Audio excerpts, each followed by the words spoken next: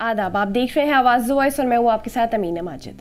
आज की वीडियो में हम बात करने जा रहे हैं साउथ ईस्ट एशिया के छोटे से किंगडम ब्रुनाई के बारे में। प्रधानमंत्री नरेंद्र मोदी सितंबर 2024 के पहले हफ्ते में देश का दौरा करने वाले पहले भारतीय नेता हैं। ब्रुनाई दुनिया के सबसे युवा देशों में से एक है। इसकी आबादी का 5वां हिस्सा 15 से कम उम्र का है और आधी आबादी 30 से कम उम्र की है। ब्रुनाई दारुसलाम, जो देश का ऑफिशियल नाम है, हाईएस्ट जीडीपी वाले सबसे अमीर देशों में से एक है। सुल्तान हसन बोल्किया ब्रुनाई के राजा हैं। वो 1967 से 57 सालों से ज्यादा वक्त से रूल कर रहे हैं। कभी दुनिया के सबसे अमीर शख्स रहे ब्रुनाई के सुल्तान, आज भी दुनिया के सबसे अमीर लोगों में से एक है।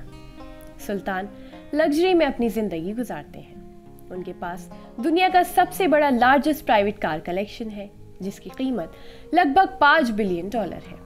उनके पास 600 रॉयल्स रॉयस कारों के साथ 7000 से ज्यादा लग्जरी कार्स हैं। सुल्तान का घर इस्ताना नूरुल इमाम पैलेस दुनिया का सबसे बड़ा रिहायशी महल होने का गिनीज वर्ल्ड रिकॉर्ड रखता है।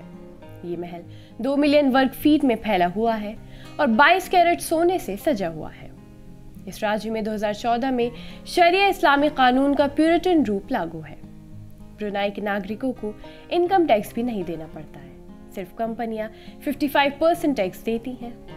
ब्रुनाई अपने लगभग 80% टेरिटरी को रेन फॉरेस्ट के रूप में प्रिजर्व करने में कामयाब रहा है। ब्रुनाई और भूटान दुनिया की एकमात्र फुल मोनार्कीज हैं।